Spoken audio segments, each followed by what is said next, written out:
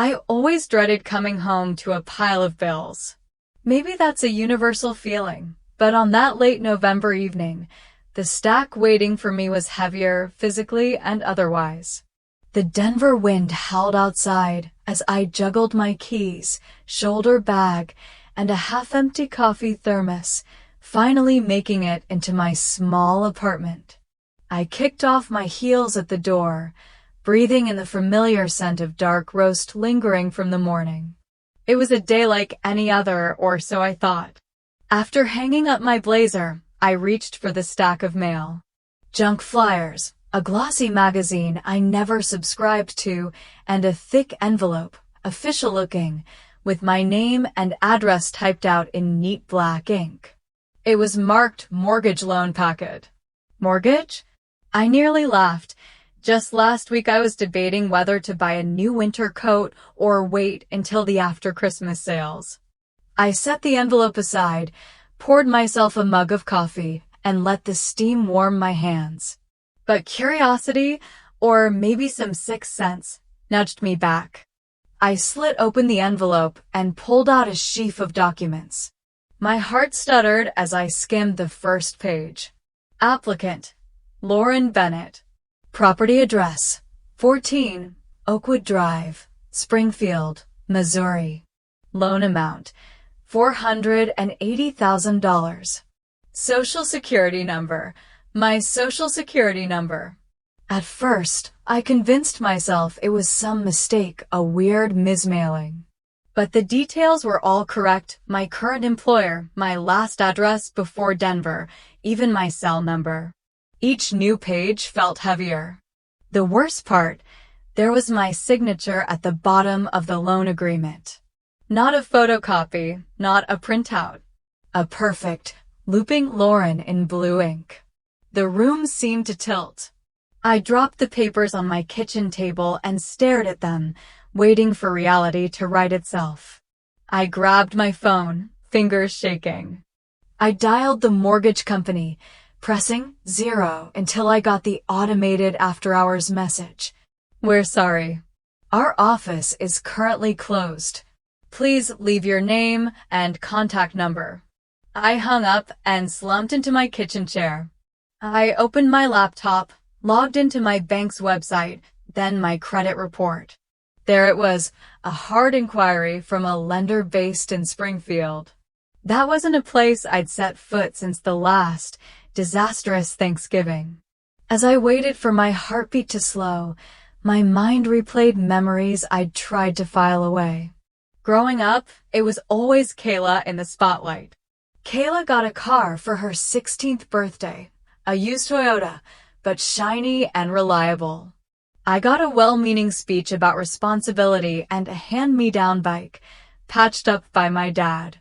Kayla struggled in school. I was the tutor and the built-in example.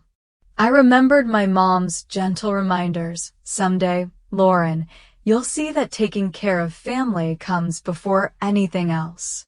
She'd say it when I balked at loaning Kayla money for concert tickets or covering her portion of the family phone plan. I thought she meant helping out with little things, not signing my life away. The house in Springfield, 14 Oakwood Drive, meant nothing to me. I pictured Kayla, her face aglow at Thanksgiving, chattering about maybe getting a place of my own. Mom had smiled slyly. We'll see what we can work out, honey. I have a plan. I'd brushed it off as just more of Mom's schemes. She was always planning something. My phone vibrated, jolting me back. A new voicemail. I pressed play. Hey, Lauren. Just wanted to check that you got the paperwork. We'll talk tomorrow. My mom's voice, flat, businesslike, without a trace of apology or explanation. Just that brisk, familiar tone, as if she were reminding me to pick up milk on my way home. I sat frozen, letting the message echo in my otherwise silent apartment. For a long moment, I simply stared at the window, watching dusk settle over the city, the streetlights flickering on one by one. Finally, I pushed myself up and crossed to the shelf by my tiny dining table. There, tucked beside a row of library books and an empty vase, was my college graduation photo, me in a too large cap, clutching a diploma, beaming with hope I didn't yet know could fade. The frame was slightly crooked. I straightened it, letting my fingertips linger on the glass. A chill rolled through me, though the heat was on. Maybe it was the realization that all my careful planning, all the independence I'd fought for, could be undone so easily, not by strangers, but by my own family. My thoughts spiraled between disbelief and a cold, growing certainty. I didn't want to believe it, but the truth pressed in around me. This wasn't a mistake. They planned this. I said it aloud, my voice shaking in the empty kitchen. This wasn't a mistake. They planned this. For the first time, I understood just how fragile the boundaries were between love and obligation, trust and betrayal. The evening closed in, and as I sat surrounded by paperwork, I realized I was no longer just Lauren Bennett, financial analyst. I was about to become something I never wanted to be, the family problem. I left Denver just before sunrise, my bag hastily packed, a thermos of black coffee my only companion for the drive east. 10 hours and 6 podcasts later, I pulled into my parents' driveway in Springfield, Missouri, bracing myself for answers. What I got instead was an elaborate performance, one where everyone seemed to know their lines except me. Their house was the same split level I'd grown up in, but something in the air felt sharper, more brittle. Maybe it was the cold, or maybe it was the way my mother greeted me at the door. Arms flung wide, smile stretched a little too tight. "Lauren, sweetheart, you made good time. Come in, come in." She pressed a glass of red wine into my hand before I'd even shrugged off my coat. The dining room glowed with the gold of late afternoon. The table was already set, pot roast steaming in its dish, cranberry sauce spooned neatly into a cut glass bowl, rolls warming in a basket. It all looked like a Thanksgiving rerun, except the warmth was only on the plates. I took my seat, glancing around. The walls were crowded with family photos. Kayla as a baby, Kayla at her dance recital, Kayla's senior prom. Not a single frame of me in sight. My chair seemed a little farther from the table than I remembered. Frank, my dad, sat at the head, silent as ever, hands folded. Kayla arrived late, cell phone in hand, face glowing with fresh makeup and some kind of artificial cheer. She blew me a kiss across the room, like we were all extras in a sitcom about loving families. I caught myself scanning for evidence that this was some sort of prank. But my mom was already carving the roast, her knife slicing through the silence. "We wanted to have a nice dinner together before the holidays get busy," she announced, passing me a plate. Her eyes didn't quite meet mine. "You hardly visit anymore." I forced a smile. "I'm here now." I tasted the pot roast, but it was like chewing cardboard. My appetite had vanished somewhere around Kansas. There was a stilted attempt at small talk. Frank asked about Denver weather. Kayla recapped her favorite reality show. I nodded along, my mind circling back to the mortgage packet, the forged signature, the pit in my stomach. Finally, I set down my fork. "So," I said, voice firmer than I felt, "who wants to tell me about the house in Springfield I'm apparently buying?" The room froze. Nancy set her wine down with practiced care, eyes flickering to Frank, then back to me. "Lauren, honey, let's not make this dramatic. We just found an opportunity for Kayla. And for you, really." "For me," I said, incredulous. She dabbed at her mouth with a napkin. "You've always been so organized, so responsible. We thought, why not put that to good use for your sister? Kayla needs stability, and you're in a position to help." Frank's voice rumbled across the table. "We used your old tax returns. Lauren. It made the application process much easier. I stared at him. You used my tax information without asking. You forged my signature. That's not helping, that's fraud. He shrugged, unbothered. It's just paperwork. Your family. Kayla piped up, her tone almost pleading but eyes bright. It's not that big a deal, Lore. I mean, you're always talking about your big promotion. I can't even get approved for a store credit card. Mom says this way, we both win. I tried to keep my voice steady. Except I never agreed to any of this. And it's my credit, my future, you just decided to risk. Nancy reached across the table, her hand cold as it closed over mine. Sweetheart, sometimes families do things for each other that outsiders wouldn't understand. We didn't want to worry you with the details. We knew you'd come around.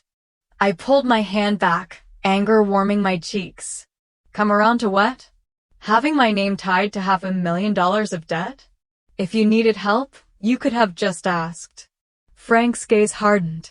You're making this a lot bigger than it needs to be. I'm making it bigger? I said, voice rising. You committed a felony. For convenience. Kayla snorted. Lauren, it's just a house. Don't be so uptight. You barely even come home anymore. Nancy's smile faded, her tone sharpening. You should be grateful we thought of you at all. After everything we've done for you. The air in the room turned icy, despite the steam from the pot roast. I looked down at my plate and saw my own hands trembling, gripping the edge of the table. My mom's old line came back to me, the one she'd whispered when I was little and worried about what the neighbors thought. We don't air dirty laundry outside this family. Now it felt like she was soaking my whole life in bleach, scrubbing away any boundaries I had left. I stood up abruptly, the chair scraping against hardwood. If you think you're entitled to my credit, you've lost your minds. Nancy's eyes went flat. We made you, Lauren. We can unmake you. That stung more than I wanted to admit, but I held her gaze. That's not how this works. You don't get to decide who I am anymore. Frank spoke quietly, but every word landed heavy. If you walk out now, this family's done with you. My fingers found the sleeve of my coat, heart hammering in my chest. I hesitated only long enough to look around the room, one last scan of Kayla's smiling face beaming from every frame, none of me. I swallowed, then forced myself to meet his eyes. Then I guess it's finally mutual. Nobody moved to stop me. The smell of roast beef and fresh rolls trailed after me as I left, warm and inviting, yet colder than the wind outside. As I stepped into the driveway, keys clenched tight in my palm, I felt something shift inside. I was angry, yes, but beneath that was a strange clarity, a resolve that I hadn't known I possessed. Maybe you really can't choose your family, but you can choose what you do next. Behind me, the porch light flicked on. I walked out into the night, not bothering to look back. They wanted silence. Instead, I found my voice and an attorney. After the confrontation in Springfield, the drive back to Denver felt endless. My hands gripped the steering wheel so tightly my knuckles ached, and the radio was just a faint background hum, the words lost beneath the roar of my thoughts. I arrived home to a city dusted with early snow, the air sharp and metallic, Christmas lights blinking weakly in the apartment windows across the street. My own windows stayed dark. Sleep was a rumor that week. I'd lay awake, staring at the ceiling, replaying my parents' words, Kayla's easy entitlement, the smell of pot roast lingering in my hair. I checked my credit report every night, half expecting new surprises. By day, I threw myself into work, but even that wasn't safe. The office was thick with December busyness, year-end reports, last-minute meetings, but I caught the glances, the way conversations shifted when I walked past, It was amazing how fast news could travel, even when you never said a word. It started with an email chain. Lauren, everything okay at home? Heard you took off last minute. That was from Jen, the office admin, always first to sniff out drama. Then another, family issues can be tough. Let me know if you need help covering your accounts. The kindness stung. How could I explain that I was unraveling, not from grief, but from the raw shock of betrayal? Friday afternoon, I left early. I didn't want to go home, so I wandered into the Starbucks across from my apartment. The place was decked out in cheap garlands and fake pine cones, Mariah Carey crooning about Christmas wishes from the corner speaker. I found a seat by the window and stared at the snow swirling outside, my coffee cooling untouched in front of me. I don't know when the tears started. One moment I was scrolling through work emails, the next my vision blurred, breath catching in my chest. I covered my mouth with my hand, trying to steady myself, but the sobs came anyway, quiet, messy, impossible to hide. Hey! Alicia's voice cut through the haze. She slid into the chair beside me, a to-go cup in one hand, her hair pulled back in a messy bun. You look like someone stole your puppy. I let out a shaky laugh, dabbing at my eyes with a napkin. My family stole something, all right. My future, maybe. She reached across the table, her hand warm over mine. Tell me everything. So I did. I told her about the envelope, the dinner, the threats. Alicia listened, her expression shifting from concern to something sharper, a familiar fire. She'd been a paralegal at a small Denver firm for years, the kind of friend who thrived on fighting other people's battles. When I finished, she didn't hesitate. This is fraud, Lauren. Like, actual call the cops fraud. You need someone who knows how to fight dirty. I don't want to destroy my family, I murmured, rubbing my eyes. Is that crazy? I just want my life back. Alicia shook her head. You didn't destroy anything. They did. But you need to protect yourself. I know someone, a lawyer, Rachel Goldstein. She's tough but fair. Let me call her. An hour later, we sat in Rachel's tiny, overstuffed office, paperwork stacked like barricades around her computer. She wore thick-rimmed glasses and an air of relentless competence. Walk me through it, she said, pen poised. I laid out the facts. The forged mortgage, the family dinner, the voicemail, the way my mother made it sound like I was unreasonable for objecting. Rachel nodded, taking notes. This is a clear case of mortgage fraud, identity theft, and possibly civil conspiracy. It's prosecutable, Lauren. The law is on your side. I flinched at the word prosecutable. My mind filled with images of my mother in a courtroom, my father scowling at a judge, Kayla crying into her sleeves. Do I really have to press charges? I don't want to be that person. Rachel looked at me steadily. They already did this, Lauren. You're not starting a war, you're responding to one. Her words rattled around in my chest, mixing with an old memory, Grandma June's warning, years ago, after a family fight gone wrong. I hope you never feel what betrayal from your own blood tastes like, she'd said, voice low and sad. Was this what she meant? Was this the flavor, bitter, metallic, hard to swallow? Rachel handed me a pen. We'll start with a cease and desist letter. You'll want to document everything, emails, texts, that voicemail. The signature page is crucial. We'll also notify the mortgage company and the credit bureaus. Alicia squeezed my shoulder. You're not alone in this. We'll walk every step. For the first time in weeks, I felt something like relief. It was small and sharp, but it gave me the courage to sign the stack of documents Rachel pushed across the desk. As we wrapped up, Rachel handed me a printout. Read this, about narcissistic family systems. It might help. I tucked it into my bag, not ready to click the links, not yet. Back home, the snow was falling harder. I made tea, watched the flakes gather on my balcony, and tried to imagine a future where I wasn't constantly looking over my shoulder. The next evening, I was folding laundry when a knock rattled my apartment door. I opened it to find a stranger in a windbreaker holding a stack of papers. "Lauren Bennett?" he asked, already knowing the answer. "Yes." He handed me the envelope. "You've been served." It felt strangely theatrical, like something from TV, except this was my life. I tore open the envelope, hands numb. The heading read, Plaintiffs, Nancy and Frank Bennett. Defendant, Lauren Bennett. Cause, breach of family agreement. Damages sought, $480,000.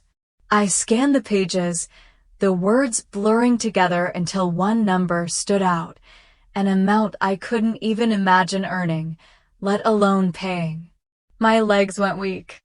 I sank onto the couch, the papers spilling across my lap. I read the last page again.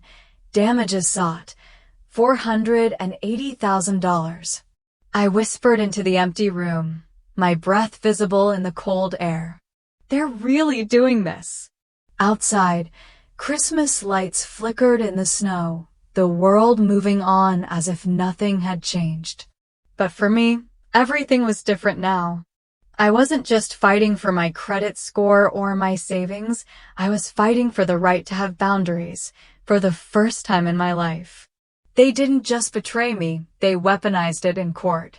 By the time early spring arrived in Springfield, Missouri, the ice had barely begun to melt from the courthouse steps. My shoes crunched over leftover slush as I followed David Linwood, my attorney, through the security checkpoint, metal detector wailing as my nerves did their own private siren song. I clutched a folder to my chest like a life vest. Courtroom 3B. The marble floors echoed each step. We sat on a cold wooden bench outside the doors, waiting for the clerk to call our case. David reviewed the file one last time, voice even but warm. "You don't owe them kindness, Lauren. You owe yourself honesty." His encouragement was gentle, but I heard the edge beneath it. This wasn't just law, it was survival. I checked my phone. Rachel had texted, "Rooting for you. No matter what, you're not alone." I squeezed the phone in my palm until my knuckles turned white. Inside, the courtroom buzzed with anxious families, lawyers straightening ties, the bailiff shuffling papers. My family sat together, Nancy in her best blue sweater, eyes darting, lips pursed, Frank with hands folded like he was ready for a firing squad, Kayla with a tissue already in her fist, blinking back stage tears. Across from them, Lawrence Peters, their attorney, smirked with the confidence of someone who'd never had to worry about family lawsuits before. When the case was called, we all stood. Judge Evelyn Matthews, stern and gray-haired, took her seat behind the imposing desk. I felt small. The opening statements blurred past me. Peters painted me as the ungrateful daughter who'd turned on her family. David countered, laying out the basics: fraudulent mortgage, forged signature, a defendant trying to protect her future. Then it was time for witnesses. Kayla took the stand first, her voice quavering. "Lauren always said she'd help me," she promised. "She has a great job. She doesn't even need all that money. It's not fair she left me with nothing." Her sobs filled the room, and I watched the jurors' faces, some sympathetic, some skeptical. Next was Nancy. She acted confused, wringing her hands, painting herself as a loving mother out of her depth. We only wanted what's best for our daughters. We didn't think Lauren would mind. We trusted her to support her sister, just like she always has. Her voice cracked at the word trust. Frank said nothing at first, just glared at me, jaw clenched. When the judge pressed him, he muttered, "It was a family decision. We never meant harm." Not an admission. Not an apology. Then it was my turn. I took the stand, hands cold and unsteady, but my voice, though soft, was steady. Peters rose for cross-examination, eyes narrowing. "Lauren, wasn't it always your role to support Kayla? You were the successful one, right? The reliable one." I felt the old shame curl in my stomach, but this time, I let it pass. I tried to be helpful, yes. But I never agreed to take out a mortgage for her. I never signed any such document. He pressed on. "Did you ever say you wouldn't help your sister?" I met his gaze. "I said I'd help in emergencies, but I never consented to putting my financial future at risk. There's a difference between generosity and theft." David handed me my phone. "Your Honor, with the court's permission, I'd like to enter into evidence a text exchange between Lauren and Nancy Bennett." Judge Matthews nodded. David clicked through, displaying the screen. The words were damning.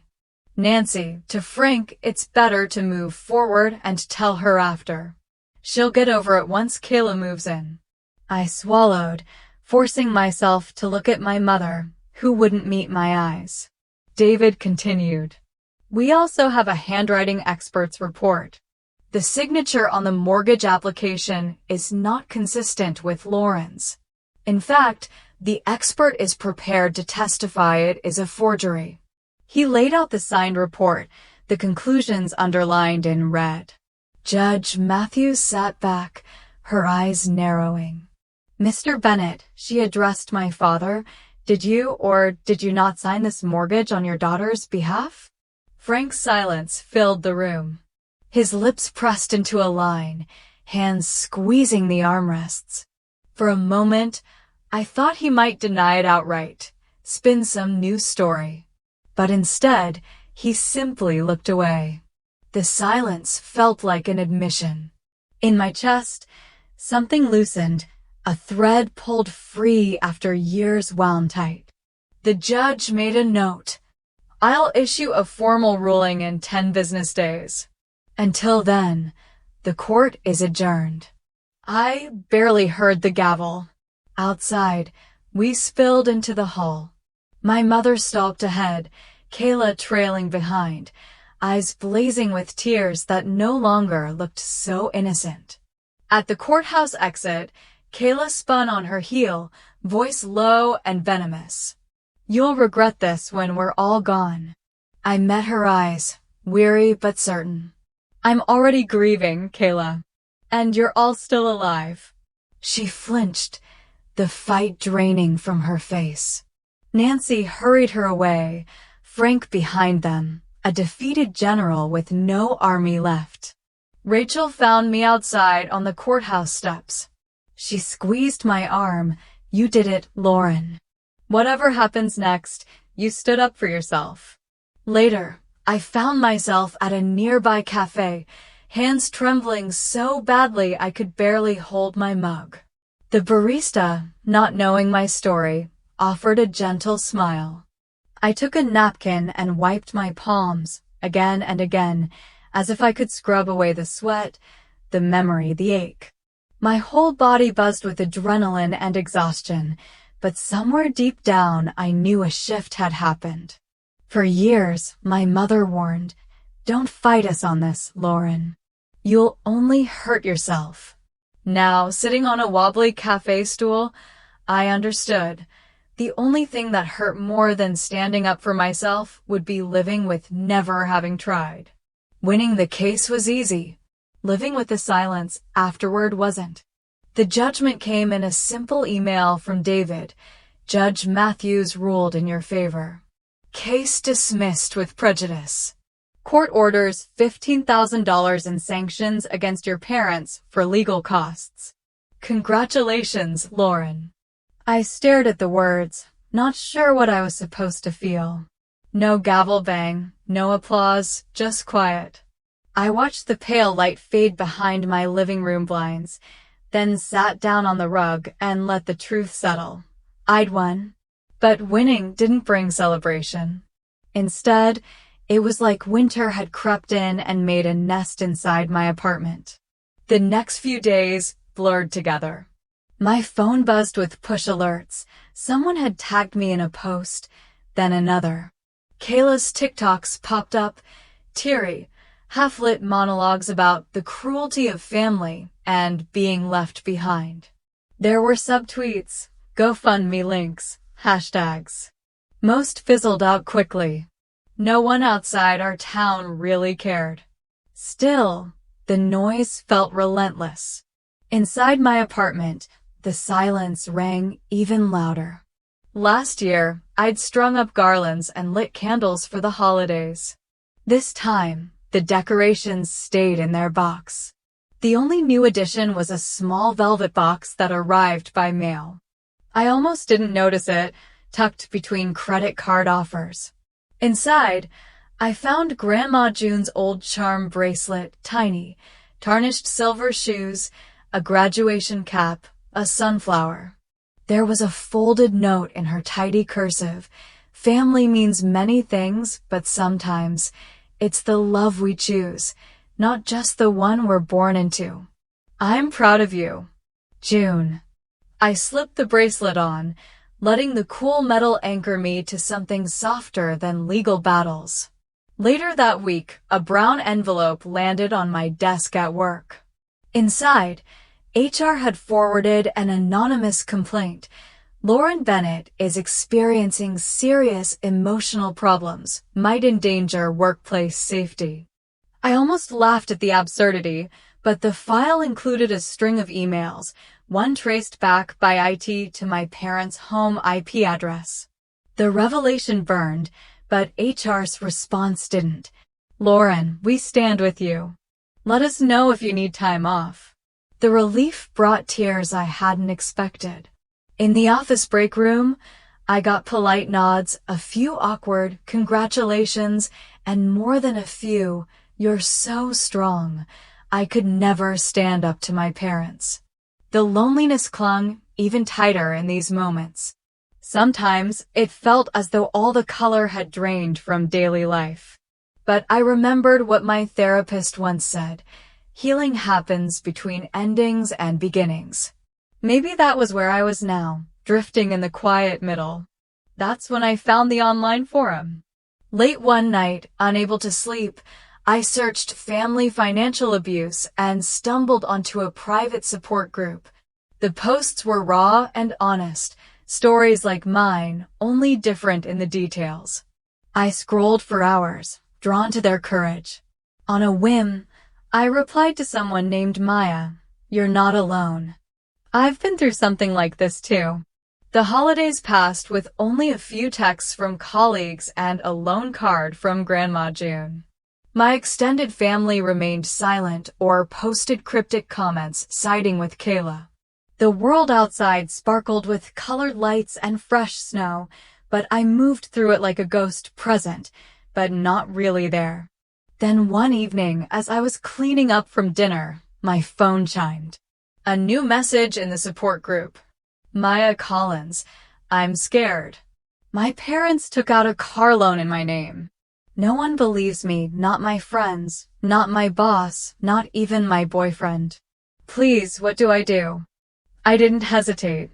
"I believe you. Let's talk." Her reply came almost instantly. We exchanged numbers. I boiled water for tea, moving on autopilot. I pulled down 2 mugs from the cupboard, one for me, one for her, though we'd be talking through a screen.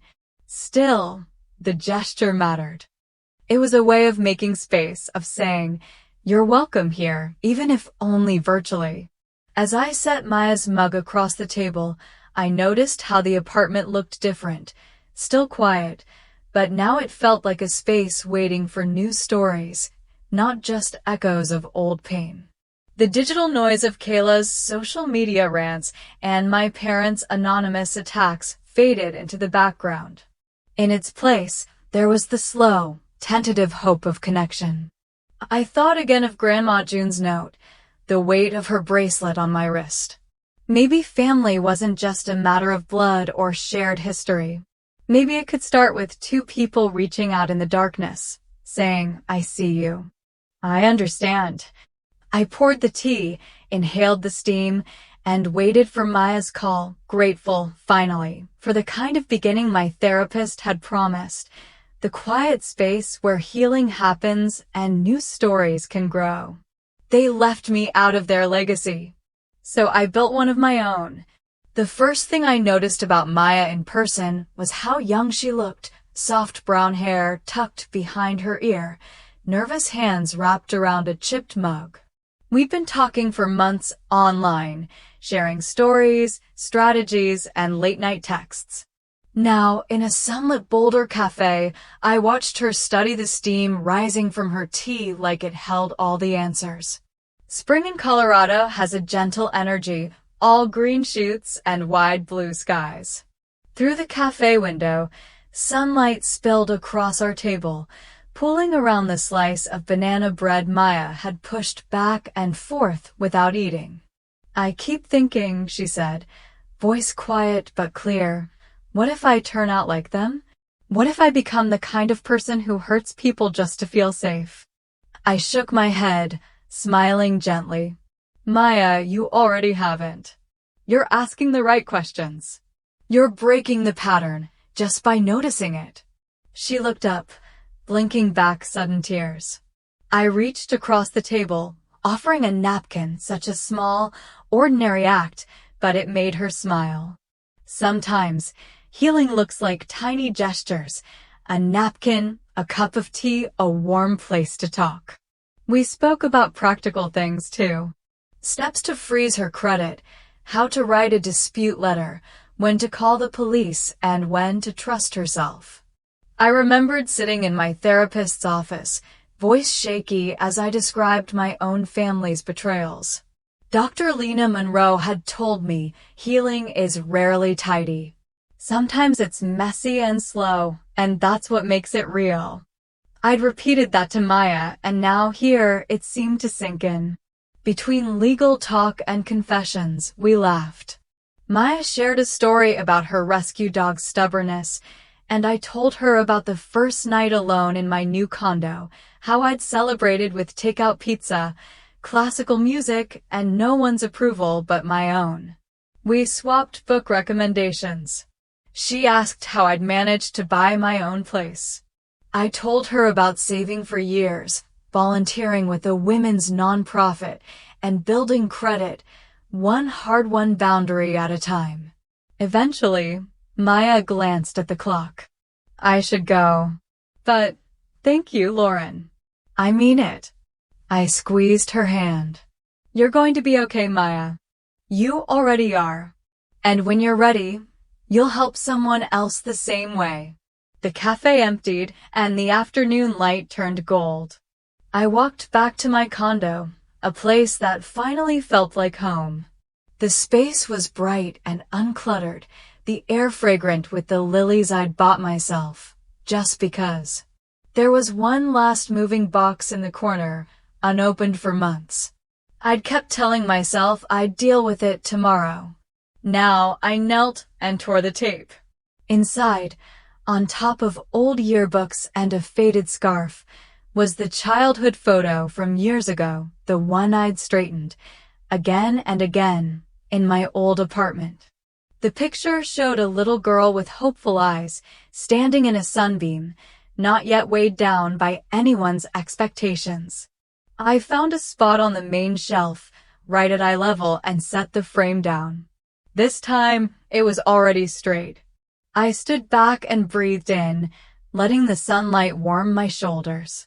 My phone chimed. A new message in the support group. Subject line: "Your blog saved my life. I'm ready to take the first step." For a long moment, I just watched the words, feeling the ripple of connection. Somewhere out there, another story was beginning, a story I'd helped make possible just by surviving, by speaking up, by refusing to let my legacy be written for me. They didn't break me. They built a fire. And now I light it for others. As I look at that old childhood photo, now centered on my shelf, I realize healing isn't just about letting go of pain. It's about making room for new beginnings and chosen family. Sometimes, the hardest lessons come from those we love most, but it's how we choose to respond, with compassion for ourselves and others, that shapes our legacy. In the end, I've learned that even when the world grows quiet, kindness and understanding can still light the way forward. If this story reminded you of your own journey or touched your heart, I'd love to hear your thoughts or memories. Thank you for spending this time with me. May we all find courage to build lives rooted in love and hope.